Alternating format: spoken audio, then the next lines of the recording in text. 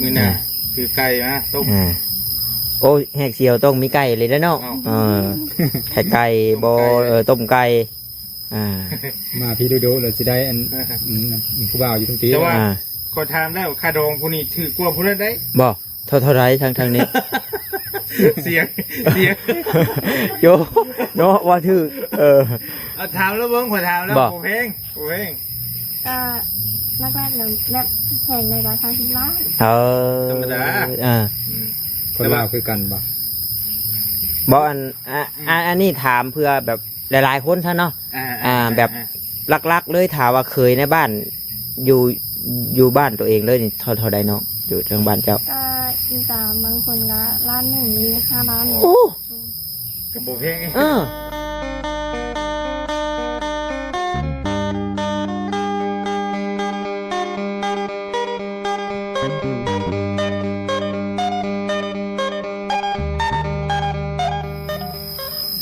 ยอมแม่กินนะยอมบ่อุ้ยโอ้บุดไว้แล้วเลยนะสบายดีไหมได้เลยมาได้กินข้าวกันเลยกินข้าวยังกินข้าวกับกินข้าวยังข้าวยังกินข้าว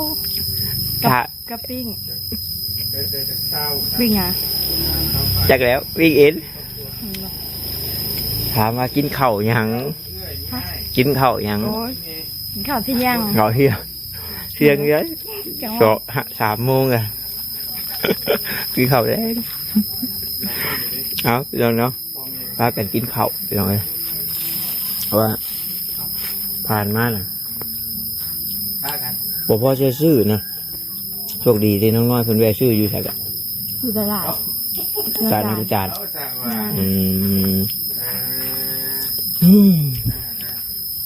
นะพี่น้องเนาะย่ำไปน้ำกินไปน้ำขอโทษขออภัยเด้อพี่น้องเดิมอะไรก็ขอกราบทักทายสบายดีเนาะกับพ่อแม่พี่น้อง FC ขันเบิร์ดสุขุสุคนพี่น้องเลยบอกว่าอยู่ทางฝั่งลาวฝั่งไทยโดยทางต่างประเทศนำการยินดีต้อนรับเข้าสู่ซองของบ่อตาบ้านเฮาคือเก่าเนาะเสียงเขาให้ผมเดียว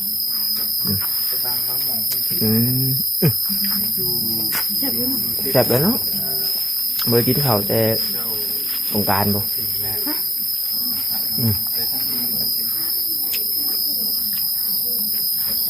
เคยมาเกลือบ้านเคยมาลึกลับเนาะไก่เนาะอธิบายเหตุผลในFCเพิ่นฟังก่อนเนาะที่สาเหตุที่พาน้องน้อยมานั่งว่าแมนว่านี่ละ1คือมื้อนี้นะเบาต้าให้น้องน้อยเพิ่นเลือก2 ช้อยที่1คือขี่รถเบาต้าออกไปหน้าหรือว่าขับเฮือนหรือว่าไปใส่ก็แล้วแต่ที่น้องน้อย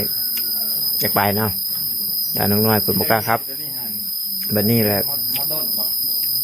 บ่มีผู้บอลฝากรถว่าไงอย่าน้องน้อยแบบอยู่เดินใหม่นะเอาอยากมานำกับมาเนาะก็เลยได้มานำกันพี่น้องเลย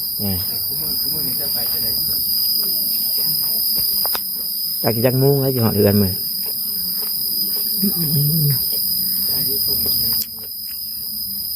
แค่ในกินน้ำใช่ไหมมีรถปุ่นนะเห็ดเนื้อจะเอาโอ้ยอยากน้ำเด้น้ำเย็นมาหาป้าน้องบุญตาพี่น้องเนาะพอดีพาไอดีมาแวะน้องบุญตาเป็นก่อนแล้วก็จะให้น้องบุญตาเป็นพาไปเพื่อนป้าเดี๋ยวน้องFCจะมาไผ่ได้คือน้องบุญตาไปฉันเดี๋ยวกินข้าวแล้วบอตาสิพาเข้าไปทำความหูจักกับน้องเพิ่นพี่น้องเนาะไอดียังถามไทยเพิ่นอยู่พี่น้องน้องน้อยก็จะได้เห็นมันเนี่ยเป็นบุญตาเป็นความบุญบานเนาะเป็นยังไงมาเห็นแล้วงามบ่งามใช่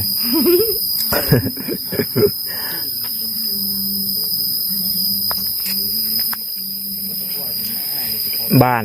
โคกกองเนาะบ้านโคกกองเมืองอัศพรนี่เนาะนั่นน่ะบ้านเจ้าเมืองอัศพรทองนี่อัศพรน่ะเนาะขออนุญาตเดินเลยกินไปน้ำบ่อไปน้ำถ่ายคลิปไปน้ำยันFCผู้เพิ่นแบบนี่นะพี่น้องผู้เพิ่นถือกระถือเวลาถ่ายคลิปเวลาล้มกันห้ามกินห้ามเคี่ยวเลยนะ มันบ่สุภาพมันเบิ่งบ่งามแต่ก็ขอโทษขออภัยไปก่อนเนาะมันหิว ไข่แบบนี้เลยยกไข่ หลักบ่ล่ะเอาว่ะ เล่าคนอยู่ก็รัก อยู่จะเป็นนักเจ้าเห็ดหลักปิดอุ้มนุษย์น้อยมาดิเหลืองรุ่มล่ามอยู่แม่นะโอ้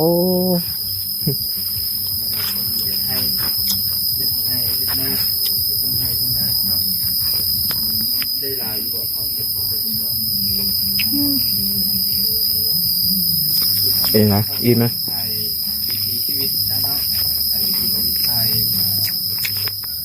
แม่ข้าวแถมวันนะ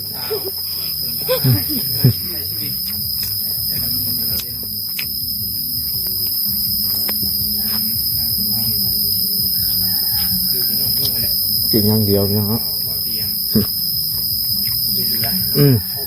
มีFCเพิ่นมิ่นมาหลายแบบนั้นถ้าน้องน้อยไปก็ดีอยู่ได้พี่ค่ะ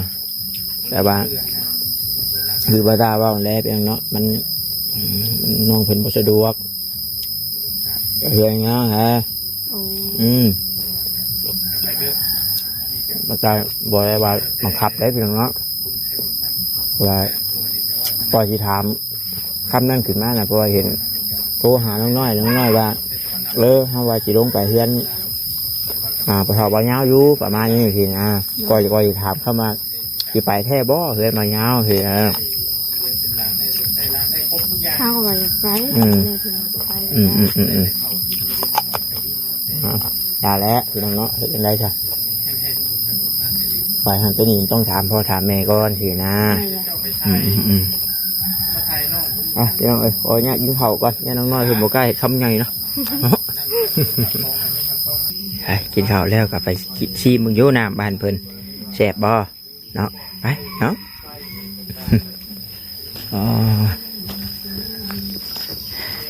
สบายดีเด้อ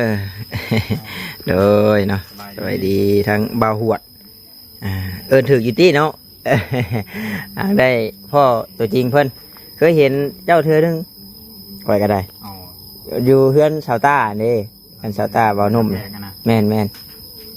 แต่ว่าช่วงนั้นนั่นเบิ่งเจ้า3 คนบ่จะไปช่วงนั้นเห็นอยู่พี่น้องเนาะ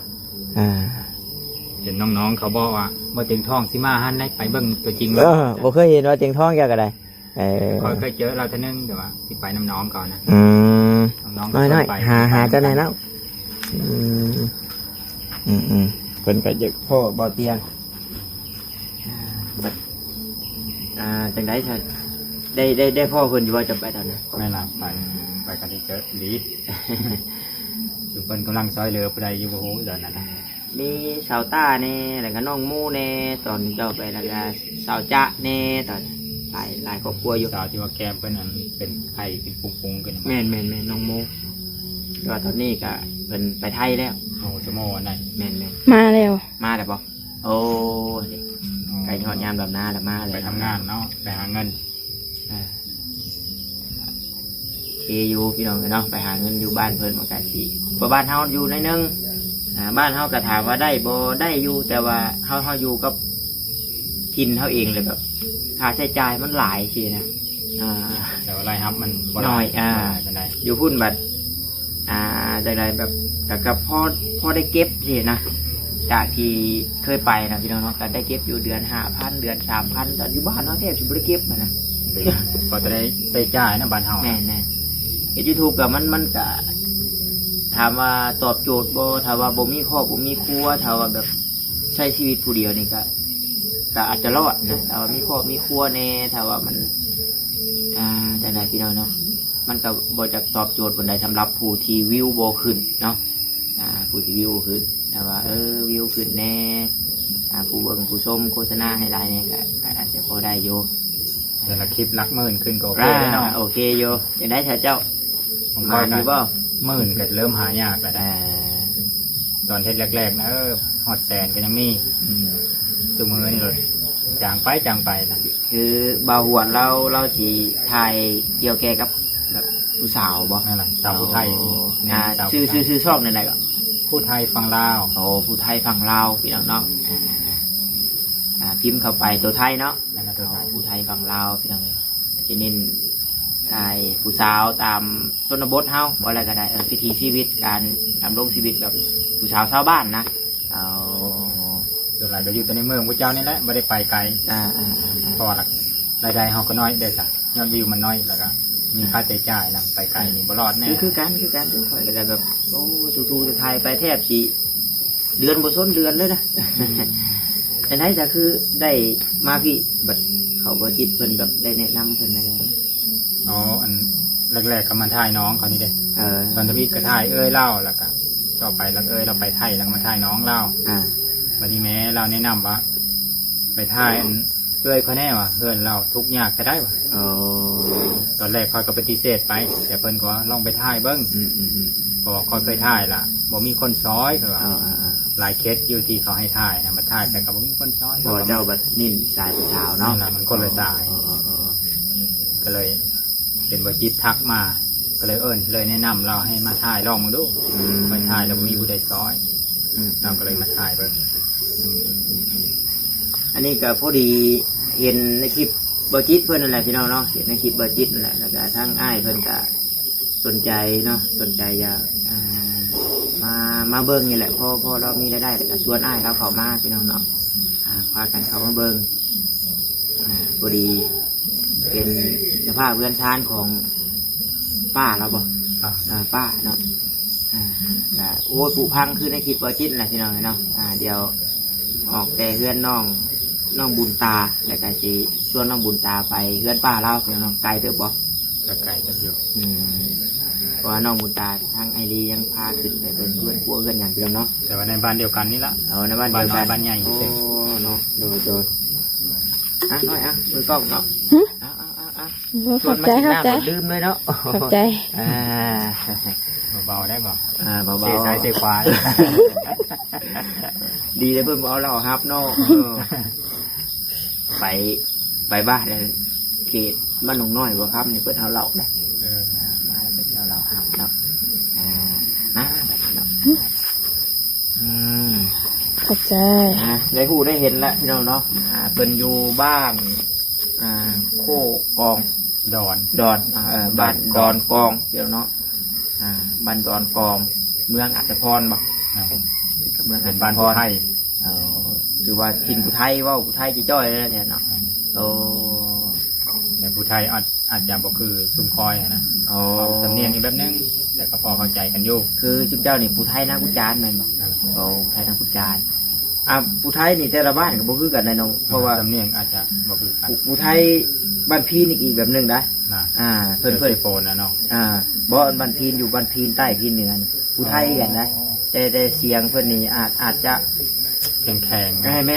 แข็งแล้วก็สิสักทีว่าไปเจอเท่านึงนะเพิ่นเอาผู้ไทยแค้นซุ่มคอยน่ะแม่นเคยเจอตอนโควิดแต่ว่าผู้ไทยเว้าจ้อยผู้ไทยเว้ามวนเลยเพิ่นว่าผู้ไทยอาจจะพรเพิ่นว่า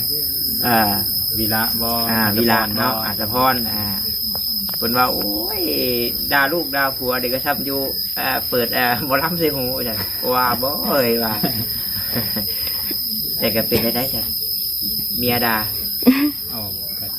แซ่บหูอยู่นะเซลเนาะพี่น้องครับเพราะว่าแล้วผู้เฒ่าผู้แก่เพิ่นมักเว้านะได้สาวไทยด่าเลยโอ้ยประชันเนาะด่าม่วนแท้ได้ประชันโอ้บ่ตาว่าด่าได้ก็เซลว่าเหยาะคือดอกป้าจะเนาะเดี๋ยวสิพาไปฮู้จักกับน้องบุญตาเพิ่นพี่น้องน้องเพิ่นจักปีน้องบุญตา75ประมาณนี้โอ้15ปีบัดเอื้อยแล้วเด้จักเอื้อยตัวสิ20แล้วแหละ20โอ้ก็เห็นผ่านในช่องเพิ่นนั่นแหละพี่น้องเนาะเขาจะเข้าไปทำบุญโทในช่องมันบ่หัวพี่น้องเนาะไปน้องหน่อยมาขอบใจละลายเนาะ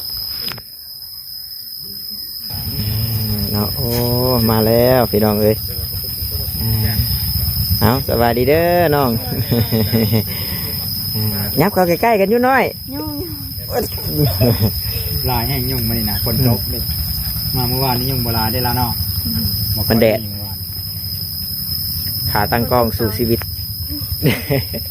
ผู้สาวงามมานั่งในกันวันนี้ ลืมอยู่บ่รถ อะไรก็ได้หรอ บ่ได้อยู่ได้อยู่ได้แล้วบ่เป็นจัง ขาจังกอง อ่า ตีตากัดซิดก็ได้ไม่ปิ้งไก่ พอดีน้องน้อยเพิ่นติดมานำพี่น้องเนาะชวนมานำว่าจะใหญ่ขับรถเข้าไปไว้นะบัดยัดรถทับไปซั่น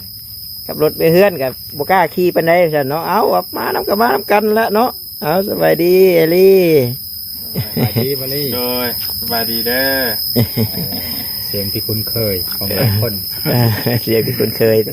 นั่งไม่ไอ้ เสียงทองกับบอดี้นี่แหละเสียงตัวนี้นะ โดยกับเสียงนี่แหละคล้ายๆกัน เสียงคล้ายๆกัน ทำโบเบิ้งคลิปนี่เสียงหัวโบเสียงว่าโบอันเดียวกันเลย มันเดียวกัน อ่า อันรับตานี่เนาะอันรับตาเบิ่ง บ่เสียงท เห็นไหมน้องบุญตาเคยเห็นอ้ายแล้วบ่บูจักอยู่บ่ ทางก็เคยเห็นเหมือนกัน หางเคยเห็นมื้อนี้จนสงสัยต้องไปหาเนี่ยไม่ขึ้นฟีดละ อืม น้องเพิ่นบ่เห็นแสดงว่า พูดไปฉมาน ฮะ ยกเอาก่อน อ๋อเมื่อวานนี่ทางบอจิตนั่นเนาะเนาะ บ้านนะก่อนนี่เราไปจับ เนี่ยนี่แหละ เพิ่งเด่นอ่ะ ตอนนี้ ก็นี่ ก้อนนี่แหละคุณเจอ มื้อนี้บ่ได้เต็มสปีดยักเพิ่นคือบ่จื้อเด้ เป็นมาเป็นมา โอ้ยยุ่งหลายเนาะ เป็นยางซานนี่สิ อืมคือทางน้องบุญตานี่เป็นลานของ ชื่อว่านะ เป็นลานของเพิ่นชื่อหยังเกาะที่บอจิตไปเฮือนเพิ่นนะ ตู้ ฮะ ตู้ ตู้ ตู้ สุ ตู้แบบตัวซอสนุกเลย เอาสุเอา เสียงคือเมียบ่เสียง สุ สุปลา ปลาสุแม่นแหละ ผาสุ เมียบ่เสียงเด้ อันเดียวกันเลย โอ้ หรือบ่ เออ โอ้ยถูกพอบ่ อันเดียวกันเลยเนาะโอ้ ปลาสุ เป็น อยู่บ้านยังนี่เฮาอยู่บ้าน บ้านดอนก่อ โดนโกก ทินผู้ไทย อุทัยไปเลยแถวนี้ ผู้ เนาะ ไทยลายและอัศพร70%โอ้ขึ้นมาทางนี้นะ นี่ล่ะนอก โอ้ จากนั้นก็เป็นอันเขาลาวเทิงหรือว่าเขาบลูนั่นแล้วก็มีลาวป้าปนเนี่ยเป็น เลย ข้าราชการบ่หรือว่าเคยมาจากทางอื่นบ่ อืม เป็น แต่ว่าโดยหลักแล้วกับอุทัย นี่ล่ะ บัด เธออยู่พี่เนาะ บัดยับลงไปทางหน้ากระทิงพุ่นนี่แม่น ลาวเทิง เราเทิงเนาะโอ้เพราะว่าเอ้ยเวียงเราบ่ได้บอกอยู่สิได้ก่อนไปอ่า ออกทางไกลทางเล็กซิบ่สิเป็นลาวเทิงหลาย ปะปนกันนะ สมมุติว่าทางบ้านเฮาสิมาได้อีหล่าเพิ่นมาได้เมียอยู่ที่สินะก็ นั่นน่ะ แตกลูกแตกหลานเป็นคนลาวนั่นเอง จำเนียงได้ป่ะนี่เนาะเดี๋ยวเนี่ย แต่ก็มีอยู่ได้ไผ่บันโคกมาอยู่นี่ แน่ เจ้าหูบ่นี่เฮือนเพิ่นอยู่ลุมเลยเจ้าว่าอ้ายกับโบจักชื่อเพิ่น ไร เฮือนเพิ่นอยู่ลุม เราบอกแล้วบอกตู้แล้วชื่อยัง บ่ฮู้ชื่อช่ำตัวเอ้ย นี่ แต่ว่าคนเซโนมาเอาแม่อยู่เอาโปอยู่นี่ เพิ่นโคตรแม่นบันโคก โคกทางไหน เซโนพุ่น โคกทางเชโนโคกประวาย ผมเห็นก็หุ่นและทางน่ะ แม่นเฮือนติดทางเฮือนหลังน้อยน่ะ เห็นน่ะ เด้อ นี่แหละหนูว่าเล่า เด้อ แม่แน่ นั่น นั่นแหละที่ทางนะ เพราะว่าบ้านโคกเนี่ยเรียกว่าโคกทางไหน แต่ว่ายังบ่เคยมาปานนั้นคุณเจ้ากัน แม่ยังโอ้ยแต่ว่าเจ้าบ่พามาน่ะจักสิชอดใช่อีกแน่ แต่ เดานะ บ่ตาบ่เคยมาแล้วบ้านนี่เนาะ แม่นเคยมาเธอนึง นึงบ่ แม่นเธอ เค นึง ยมาบีบแกจะไปเชื่อ มายังแต่ยังบัด โอ้เพิ่นชวนมาแค่บักแตงกับมันย่ามผ้าย่ามฝนมันลึกลับเพื่อน โอ้สามสี่ช่วยเนอะ ทางยากแม่เนาะ แต่ว่าถ่ายมาผู้เดียวเลยก็ยันหลงอยู่เด้อมันไปหลงช่อยแถววัดแถวอย่างนั้นมันนะโอ้จือ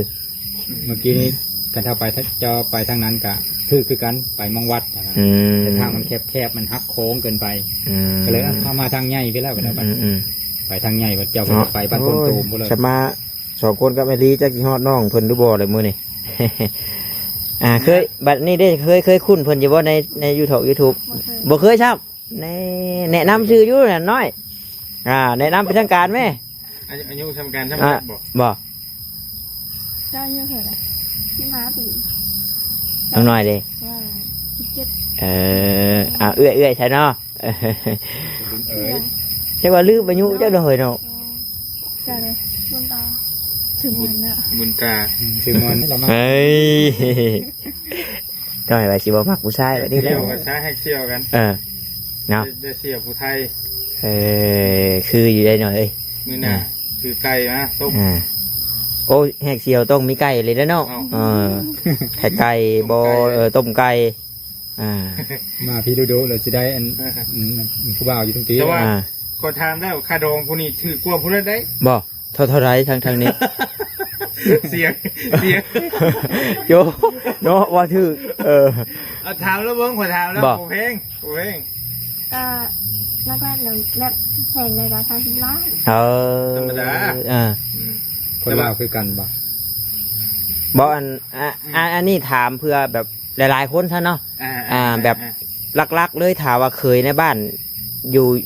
ยู่บ้านตัวเองเลยนี่เท่าใดเนาะอยู่ทางบ้านเจ้า ก็อีตามบางคนก็1 ล้านหรือ5 ล้านเนี่ย โอ้ กับโอเพลง คนบ้านเดียวกันละ บัดเคยทั้งอื่นนี่แม่นรัก3นะเนาะโอ้ เพลงนี้ แบบแต่ว่ามีควายมีอย่างนั้นบ่โอ้ ขี่ได้หมู2 ตัวเนี่ย คำได้มีบ่ค นี้น้อยสุด1 สลึงสูงเนี่ย2 บาท เนาะ สลึงนึงเท่าไรเคยเด็ด โอ้ฉลึงหนึ่งกับมันก็ฟาดไปเกือบประมาณ30,000กว่าๆอยู่จักเนาะบ่ฮอดเนาะ2เนาะ2 บาทหนึงมันจักสลึง บาทหนึ่ง4ไปแล้วสะดุด 50 ล้านแล้วว่าบาทหนึงแล้วก็หารซีบัดนี้ได้เท่าไรล่ะ 2ป้ายเนาะนี่แหละ50 25 ล้าน 25บ่ บ่แม่น เฮ้ย 12 ล้าน 12 ล้าน ประมาณนั้น ำแต่ว่าพิเศษกว่านึงแถวผู้ไทยคุณเฮาครับมักมีแบบมองให้ครึ่งนึงสิว่าเลยล่ะไปสมมุติ30 ล้านนี่ก็บ่ได้ให้หมดได้ให้ครึ่งนึงเพื่อว่าลูกหลานปะกันเลิกลากันยังเอาส่วนที่เหลือกันถ้าบ่ปะบ่ละกันก็แล้วไปเลยบ่ให้เลยจังนั้นนะตลอดชีวิตเลย สมมุติว่าค่าดองอีหล่าพันนี่30 ล้านเอามาให้ซะ15 ล้าน นั่นน่ะ แล้วก็15 ล้านป้าไว้ ถ้าคำกับเขาเอาสมมติว่าเขาเอาบาทนึงอันนี้เขาก็ให้ครึ่งนึง โอ้ ในมืออันแต่งมืออันคออันนั้นนะปะไปเลยส่วนนั้นนะกันถ้าบ่เลิกแล้วก็แล้วไปเลยกันไว้อย่าลูกหลานเลิกกันปะกัน ก็ถือว่าพ่อพังเนาะเท่านี้เนาะสมมติว่าผู้นี้ไปมีผู้บ่าวใหม่ยังไงผู้นี้ต้องมาเสียให้บอก เสียกับบลายซัมผู้ชายไปก่อน เสียเปรียบแล้วแบบนี้เนาะ บัตรน้อยฟาดไป100 ล้านเนาะว่าแม่น100,000100,000 บาท100,000 บาทคำเด็กเจ้าเมย์จะว่าเท่าไหร่ก็เพื่อนเราหยอกกันดูอันดับ2 บาทพูดจะคำกันได้ ใครจะขายออกก่อนกันเอาเจ้าสมมติ รุ่นเนาะอันนี้บริวารชัยประชันมาชีเดอร์ผู้ใดเนาะ2 คนดีเนาะต้องอัพแล้วต้องอัพ เจ้าก็ เจ้าต้องลดแล้ว ลดนี่ขนาดน้องมันยังลดนะบอกกับเมย์แล้วว่าดิ เมย์แล้วว่าเราหยอกซื้อแต่เราก็อยากได้อีกทีเนาะมันก็มาได้เนาะมาได้ถ้าพี่ผู้ให้ก็เอาลีได้แล้วมันก็บอกเรื่องโชคภัยมันมาได้แต่ไหนลูกสาวเรางามให้กับปฏิแล้วแหละก็อยากได้ลายมีแต่ว่า2 คนเพิ่นได้ผู้จักกันแล้วเนาะพี่น้องเนาะแล้วก็ผู้รับเป้าหมายหลักๆก็เลยก็สิชวนน้องเพิ่นไปทางเฮือนป้าพี่น้องเนาะไปเบิ่งทางเฮือนชาลันแป้นป้าเพิ่นก่อนแต่ว่าอันนี้เป็นเฮือนเจ้าเองเนาะน้องเนาะน้องบ่หรือหลานนี่หลานบัดพ่อแม่ไปใช้บุญแหละไปให้ไก่บ่ให้ไก่เนาะไก่อยู่ก็เดี๋ยวถ้าบ่ไก่สิชวนน้องน้อยไปเสียหญ้าซอยเด้ แต่บ่ไหวยุ่งหลายเท่าไหร่เนาะต้องซื้อยาอุ่นนุ่งมามีให้ปลูกอยู่บ่ทั้งปีนี้แต่ว่ามันยาอ่อนแล้วเป็นอย่างนี้สอบได้ที่1ได้บ่โอ้ยังเฮียนอยู่บ่นี่มอใดอะไรนี่ม.4โอ้ที่1ทุกเดือนเลยได้จักเทื่อได้เทื่อที่นึงโอ้ธรรมดาได้เนาะเติม1อยู่สอบได้ที่1บ่ต่างแต่เฮียนมาบ่เคยพ่อเลข1จักเทื่อได้เลข9เลข10โอ้ยเลข5ที่50 60จะว่าคนนั่น6 70คนในห้องก็ได้ผู้ละที่จุ๋ยผู้ละแถวละบ่ได้แถวมักหาข้อกระป๋อมเด้บ่ได้คอยสาวเฮียนแต่หน้าเป็นบ่ล่ะ บ่ อืม เราเป็น บ่เป็น โอเวนเฮ็ดยังเป็นเนี่ย ดำน้ำลูกกา อาลูกกาอะไรอยู่ หนึ่งเข่าปอไผ่นี่นะเนาะ เป็น เด็กที่หนึ่งเป็นมัด เกงน้ำไม้น้ำมันเป็นอยู่เนาะ แต่ว่าเรื่อง คันว่าขั้นไฮชนะเป็น50 ล้าน โอ้ ก็แต่งอยู่ได้ เอาเร็วเนาะมีบ่จิตได้เราเห็นบ่จิตอันลงกันเรื่อยอยู่ไถนาเก่งเด้หุ่มอยู่หั่น นี่เป็นบ่ อันเดียว ไทยหน้า โอ้เป็นดอกพวกนี้เป็นได้คือตัว เป็นดอกพวกนี้นะโอ้บ่เป็นก็บ่ได้เด้พวกนี้ ว่าหยอกว่าหัวน้องๆเพื่อนพี่น้องเนาะกะครอบครัวเจ้ามีอยู่จักคนเหรอน้อง 5 คน 5 คน โอ้ นับตอนนี้เพื่อนเลย เออ งานแล้ว โอ้มีครอบมีครัวน้ำแน่แหละบ่5 คนพ่อแม่ไปให้ อีก3 4โอ้เอื้อยมีผัวแล้วโอ้แล้วเจ้าอยู่เฮือนผู้เดียวบัดนี่นั่นแหละ บัดอ้ายเพิ่นไปเฮ็ดเวียก เราไปให้ โอ้บ่แล้วหลักๆทั้งนี้กับแม่นยามนี่เฮ็ดให้นั่นเนาะเฮ็ดให้เฮ็ดนานํอันนี้บ่เฮือนเอ่ยจังเฮือนตัวครัวบ่ โอ้หลังนั้นโอ้ซองเบิ่งเหาะได้กันเนาะมาหลังตัวนี้บ่กำลังเฮ็ดนี่บ่อ๋อเป็นรถแทงเข้ามาบ่ จักหน่อย ป้าจะป้าย่ามันคำเนาะเดี๋ยวชวนน้องเพิ่นไปเฮือนป่าก่อนได้ละพี่น้องเนาะได้ทำความรู้จักกับน้องเพิ่นก่อนว่าซั่นแต่ว่าเรื่องเฮือนซ่านลั่นเป็นน้องเพิ่นก็อยู่นี่พี่น้องเนาะมีแต่ว่านี่แหละคือได้ยินว่าเรื่องเฮือนไผ่นี่แหละพี่น้องเนาะหรือว่าขีตะไผ่ทางบ้านเฮาโอ้ประตูนี่บ่ทันมีบ่น้องนี่โอ้เปิดเนาะประตูวงเยี่ยม นี่แล้วของนั้น แต่ว่าบัตรโตเฮือนไผ่เนี่ยมันน้อยมุกน้อยใจอยู่จักหน่อยว่าซั่น ก็มันแบบเวลาคนโตคนหลงเลยกระยาน กับอีกอย่างมันเป็นล้างหญ้าหญ้านี่บ่เหมาะในการแก้ถึกพื้นถึกไฟอยู่แล้วเนาะสเก็ตไฟปู้ขึ้นโอ้ย บ้านทำกันนี่แหละ เฮ็ดในใดใส่สิได้สังกะสีมงซะบัดยังบ่ฮู้หาวิธีแล้วซั่นเนาะ แต่ว่าสังกะสีนี่ก็สิห่วยอัดับ8 ฟุตนี่อัดับ10 ฟุตจักจังสิพอนี่เนาะอัดับ10 แผ่นนะลุมทั้งแต่ว่ายาวๆต่อ2ซัวก็ห่วยเว้าก็ดอกพอช่างบ่ทันมีเงินซื้อเนาะ บ่ทันมีเงินซื้อป้าจะป้าอย่ามันคำเนาะเอาสบายดีเด้อสนองเด้อเนาะโดยไปพี่น้องเนาะเดี๋ยวติดตามมาชมในคลิปต่อไปพี่น้องเนาะคลิปนี้ก็ประมาณนี้แหละพี่น้องเลยเนาะถาม ข่าวไอ้ดีบนหัวไม่เชื่อพี่เนาะอยากให้เห็นตอนนี้ได้น้อยๆเนาะถ่ายเบื้องหลังไว้กว่าน้อย สบายดีน้อยโดยสบายดีเด้อพี่น้องเด้อบ๊ายบาย